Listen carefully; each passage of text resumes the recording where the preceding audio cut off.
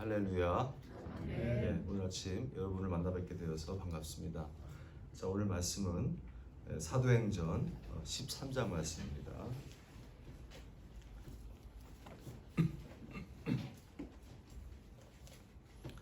사도행전 13장 16절에서 23절 말씀을 교독하시겠습니다.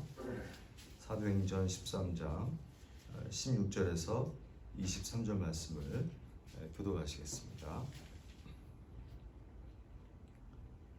바울이 일어나 손짓하며 말하되 이스라엘 사람들과 및 하나님을 경외하는 사람들아 들으라.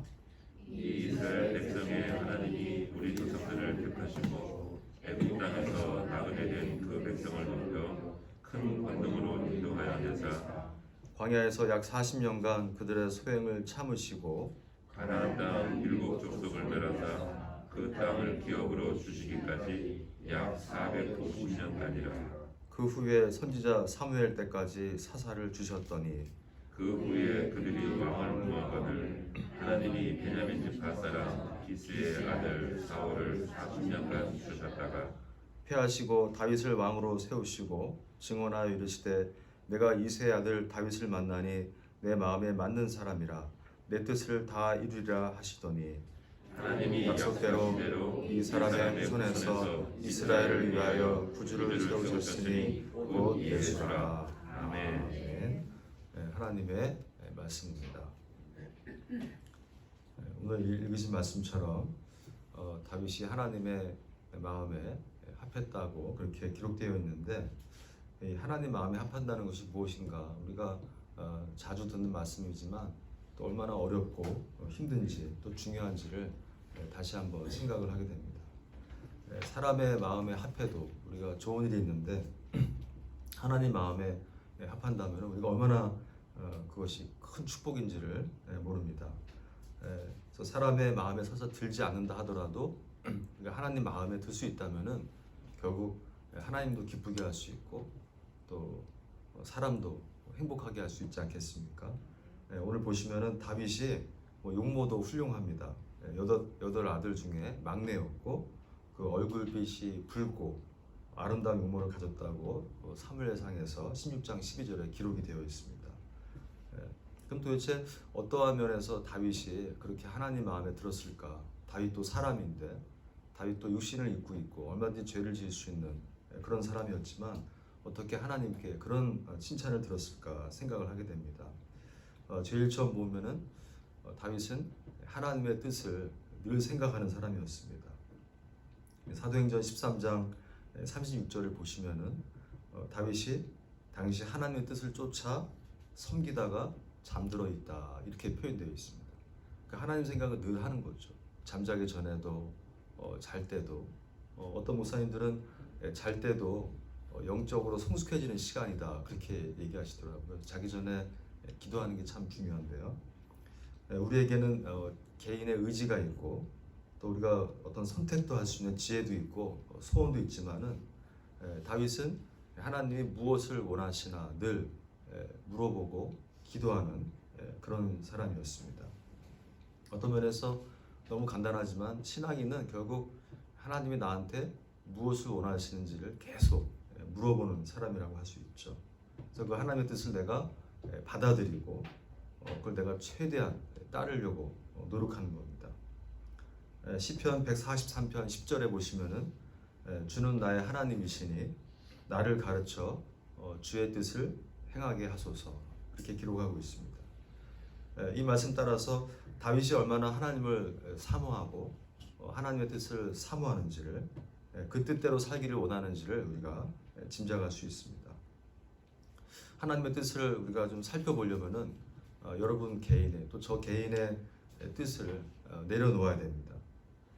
다른 사람에게 인정받으려고 하는 것까지도 어쩌면은 내려놓아야 될 수도 있습니다. 철저히 하나님 중심으로 하나님을 바라보면서 우리가 살아야 되는 거죠. 오직 하나님께 인정받으면 결국은 사람도 어느 순간 인정을 하게 된다는 것입니다. 또 하나님 뜻을 따르면은 반드시 궁극적으로 사람들에게도 유익을 줄 수 있게 된다는 것입니다. 예수님께서 우리에게 알려주신 아주 중요한 기도가 있지 않습니까? 주기도문 보시면은 뜻이 하늘에서 이루어진 것 같이 땅에서도 이루어지이다 그렇게 말씀하고 있습니다. 하늘의 뜻이 이루어지는 것이 결국 이 땅으로 연결된다는 거죠. 여러분과 저의 삶이 결국은 하나님의 뜻을 이루기 위해서 존재한다는 것을 우리에게 알려주고 있습니다. 우리 이광평 목사님 늘 말씀하시는 그 액츠 기억나시죠? 저도 늘 그렇게 기도하고 있는데요.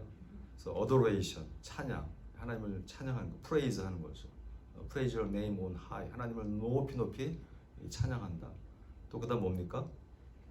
confession, 회개. 하나님 앞에 늘 우리가 잘하든 못하든 늘 하나님 앞에 confession, 고백하고 반성하고 회개하는 거. 그다음이 뭡니까? 땡스기빙, 감사하는 거죠. 오늘 하루 이렇게 하루를 주신 거 얼마나 고맙고 감사합니까? 살아있는 것 자체가 어마어마한 기회 아닙니까? 이 감사. 마지막에 이 서플리케이션. 다 외우셨군요. 간구하는 거죠. 그래서 우리가 회개하고 아까 기도문에도 쓰셨고 뭐 헌금 봉투에도 쓰셨지만은 우리가 찬양하고 회개하고 감사하고 간구할 때 하나님이 우리를 붙들어 주시는데 특별히 그 철저한 회개가 중요하다는 거죠. 날마다 하나님 앞에 우리를 돌아보는 것입니다. 요즘 신학 분야에서 새롭게 또 다시 논의되는 것 중에 하나가 이제 미학적인 신학입니다. 미학적 신학. 하나님을 벌 주고 축복하는 그런 분으로만 보지 말고 하나님이 얼마나 아름다운 분인지를 생각하라는 거죠. 하나님 우리를 얼마나 사랑하고 우리를 좋아하시고 아끼는 정말 귀하고 멋진 분, 그 에스테릭, 미학적인 하나님, 그 아름다운 하나님 앞에 우리를 비춰봤을 때 우리가 얼마나 추하고 더러운지를 알 수 있다는 거예요. 내가 복을 받고 안 받고보다 더 중요한 것은 하나님 앞에 나를 비춰보는 게 중요하다는 거죠. 바로 그런 관점인데요. 하나님은 여러분의 삶을, 과거, 현재, 미래를 다 꿰뚫어 보는 분이죠. 다윗은 그런 회개를 하려고 노력했습니다. 회개가 있는 사람은 그런 하나님의 긍휼과 자비와 축복이 있습니다. 회개는 부끄러운 게 아닙니다. 죄는 부끄러워해도 회개는 부끄러워하지 말라고 그렇게 다들 말씀합니다. 이 땅에 진정한 의인이 몇 명이나 있겠습니까? 우리는 다 나면서부터 죄 아래 있습니다. 아담 한 사람이 범죄함으로 온 인류가 범죄한다. 우리 기독교는 이 대표성의 원리가 있거든요. 한 사람이 되게 중요해요. 한 사람이 쓰러지면 다 쓰러집니다. 한 사람이 또 잘하면은 다 잘할 수도 있어요. 그래서 우리가 그런 죄의 속성을 물려받았기 때문에 날마다 우리가 예수 그리스도의 이름으로 구원받은 인생이지만은 날마다 우리의 몸을 씻듯 우리의 죄를 회개하는 것이 참으로 중요합니다. 결국 그것 때문에 하나님께서 여러분과 저에게 독생자 예수 그리스도를 이 땅에 보내주셨습니다. 하나님의 그런 사랑과 구속의 역사가 여러분과 저의 죄의 문제를 청산하기 위해서 오셨던 것입니다. 이 성경을 보시면은 이 죄를 회개하지 않는 것이 얼마나 무서운 일인지를 우리한테 알려주고 있습니다. 여러 가지 표현들, 마귀의 자식, 악을 행하는 자, 또 저주받은 자, 버림받은 사람, 빛을 미워하는 자, 또 하나님의 진로가 머물러 있는 사람, 이런 표현들이 있습니다. 아들을 믿는 자는 영생이 있고 아들을 순종치 아니하는 자는 영생을 보지 못하고 도리어 하나님의 진로 위에 머물러 있느니라. 요한복음 3장 36절에 기록되어 있습니다. 여러분 우리 죄라는 단어 영어 단어로 어떻게 씁니까 보통? sin, 그렇죠? S-I-N. 또 다른 표현 중에 하나는 이제 pride, 교만, 그렇죠? 근데 이 sin과 pride의 스펠링을 보면요, 정확히 가운데 뭐가 있습니까? I가 있어요. I. 그래서 아시겠지만 철저히 내 중심으로 될 때 이게 죄로 연결되기 쉽다는 거죠. 영어도 그렇게 좀 표현하고 있지 않나 싶은데요. 우리가 나 중심도 중요하지만 하나님 중심으로 갔을 때 죄를 피할 수 있고 죄인이 되지 않을 수 있다. 우리가 죄가 있으면은 얼마나 마음이 힘듭니까? 불편하고요. 그렇죠? 마음의 평안이 없어지고. 보시면은 시편에도 38편 3절에 주의 진노로 인하여 내 살에 성한 곳이 없사오며 나의 죄로 인하여 내 뼈에 평안함이 없다. 이 수많은 우리 신앙의 선배들의 고백이 들어 있습니다. 로마서 3장 16절 보시면은 죄를 회개하지 않으면 그런 고통과 파멸이 있다고 말씀하고 있습니다. 마태복음 3장 10절에는 그런 심판과 멸망을 우리에게 알려주고 있습니다. 이렇게 비극을 가져오는 무서운 죄를 용서받는 것은 말씀드린 대로 회개하는 거죠. repentance, 돌이키는 거죠. 다시 한번 제가 작년에 오늘의 교회를 한번 이렇게 가보니까 본당 그 딱 이 앞에 딱 단어 하나가 써 있더라고요. 돌이키라. 돌이키라. 그거죠. 회개하는 거죠. 죄를 회개할 때 우리 주님은 그 죄를 다시는 기억지 않으시고 히브리서 10장 17절에 나와 있습니다. 근데 여러분과 저처럼 열심히 새벽기도 하시고 또 주일 성수하고 하나님께 물질을 바치는데 뭔 회개를 그렇게 하라고 하냐 그런 생각도 할 수 있습니다. 여러분 충분히. 예전에 중세시대에 어느 수도 원장님이 그 수도원 앞에 있는 강가에 나가서 그렇게 매일 울면서 기도했다. 그래서 수도원의 그 이제 수사들이 원장님 왜 이렇게 아침마다 나가서 강물에서 우십니까? 기도를 하면 할수록 내가 지은 죄가 그렇게 많다는 것을 알게 됐다는 거죠. 그래서 매일 울면서 그 강가에서 기도를 하고 있다. 어쩌면은 영적으로 예민한 사람들이 더 많은 죄를 우리가 기억할 수 있고 인지할 수 있고 또 44장 22절 보시면은 흔적도 없이 도말해 주신다. 예수 그리스도의 이름으로 여러분과 제가 회개할 때 그 예수 그리스도의 그 권능의 이름으로 그렇죠? 보혈의 능력으로 인해서 여러분과 제가 그 어마어마한 죄 사함을 경험할 수 있습니다. 할렐루야. 여러분 그 누구의 이름으로 우리가 구원받겠습니까? 그 어떤 이름으로 우리가 죄를 용서받겠습니까? 예수 그리스도의 그 능력의 이름을 우리가 경험하는 거죠.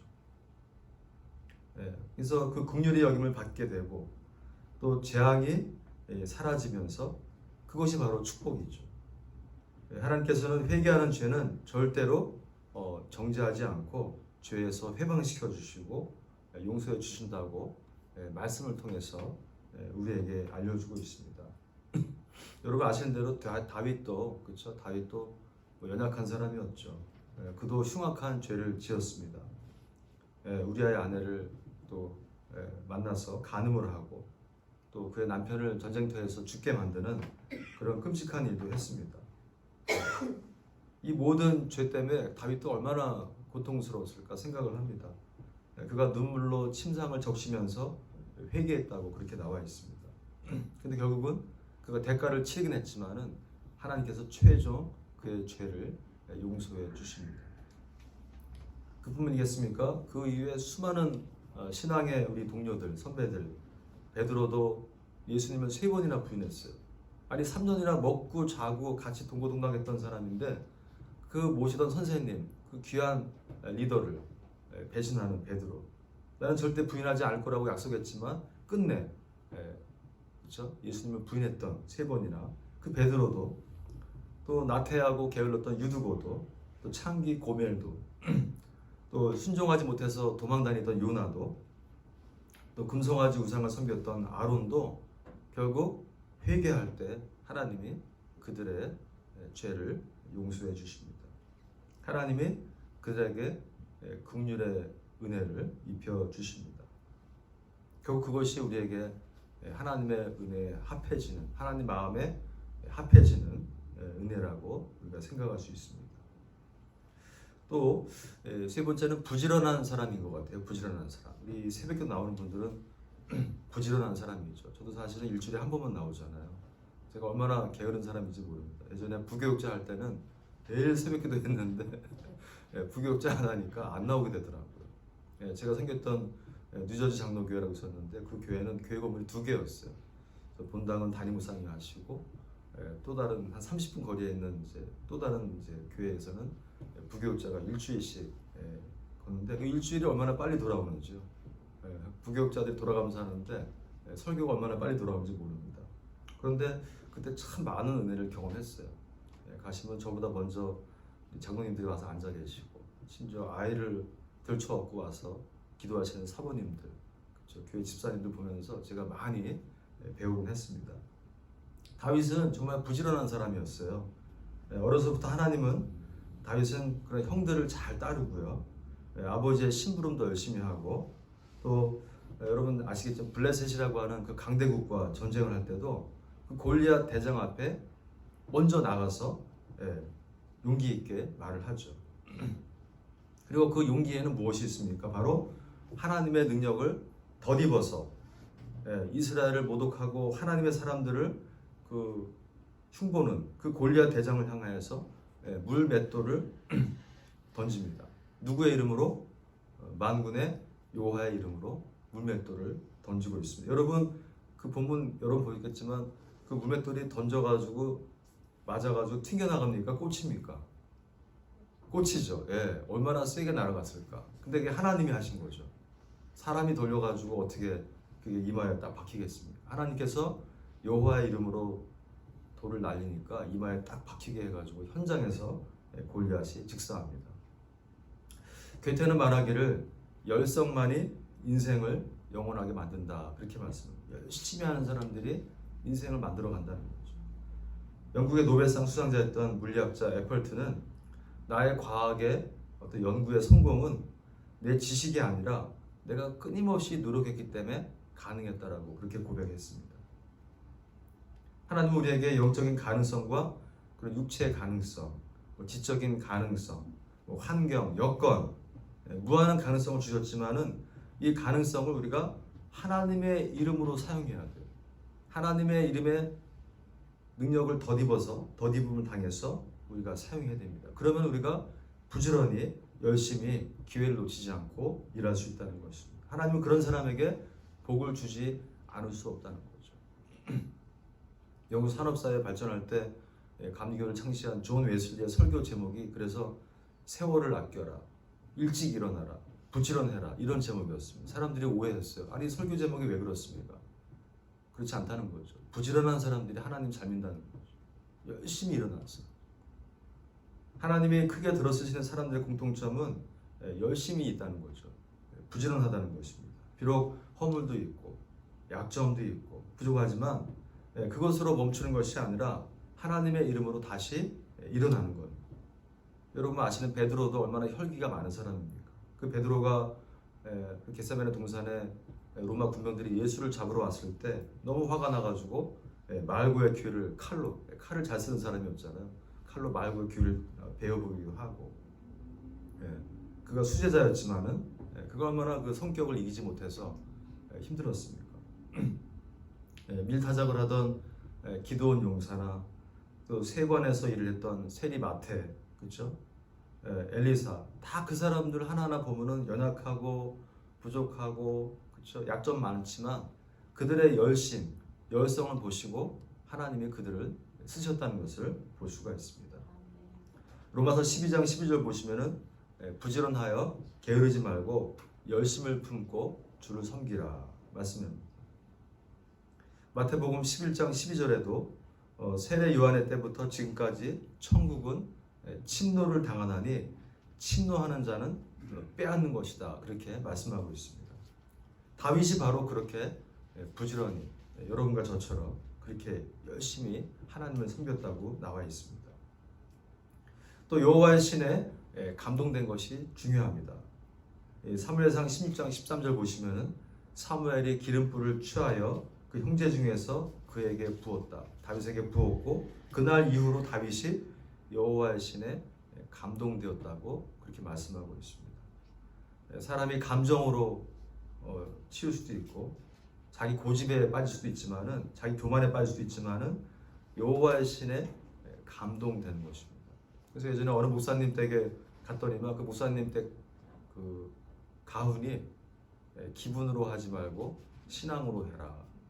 너무나 단순한 거지만 기분 말고 신앙으로 하라고 가훈을 적은 것을 본 적이 있습니다. 다윗은 그런 사무엘 선지자의 기름 부음을 통하여서 하나님의 신에 감동되어서 그 이후로 성령이 감동하는 대로 감동 주시는 대로 하려고 그 지혜를 따라서 하려고 노력하고 기도했습니다. 사도행전 2장 1절 그 이하를 보시면은 오순절 이 마가 다락방에 기록이 나와 있습니다. 성령이 임했을 때 성령이 방언을 말하게 하시고, 그렇죠? 성령이 인도하는 대로 하면은 틀림이 없다는 것을 우리에게 잘 말씀하고 있습니다. 여러분, 홀리 스피릿이 뭡니까? 여러분 경험하셨겠지만은 하나님이 우리를 움직여 주시는 거죠. 여러분이 힘들 때 어깨를 다독여 주십니다. 하나님의 그런 세미한 음성을 들려주시죠. 하나님이 떠오르게 하십니다. 지혜를 주십니다. 사람을 만나게 하십니다.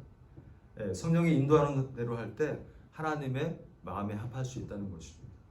갈라디아서 5장 22절, 23절 보시면은 성령의 열매가 나와 있죠. 사랑, 희락, 화평, 오래 참음, 자비, 양성, 충성, 온유, 절제. 저도 주일학교 때 이걸 외운 기억이 있어요. 사휘, 저도 이게 앞대가리였는데 사희와 오자양, 충원절 해가지고 9개를 외운 기억이 있는데 이게 평생 잊어지지 않더라고요. 어렸을 때 외웠으니까. 여러분, 이 성령의 9가지 열매 우리가 뭐 다 놓치지 않고 갈 수도 없겠지만은 분명히 열매가 있다고 갈라디아에서도 약속의 말씀으로 주시고 있습니다. 다윗처럼 그런 하나님의 뜻을 쫓아서 행하고, 그렇죠? 철저한 회개가 있고, 또 열심히 부지런히 열정을 품고, 하나님의 신에, 성령의 신에 감동되어서 우리가 살 때 여러분과 제가 하나님을 기쁘게 하고 예수 그리스도의 소원을 이루어드리는 그런 삶이, 축복의 삶이 될 줄 믿습니다. 우리 함께 기도하시겠습니다.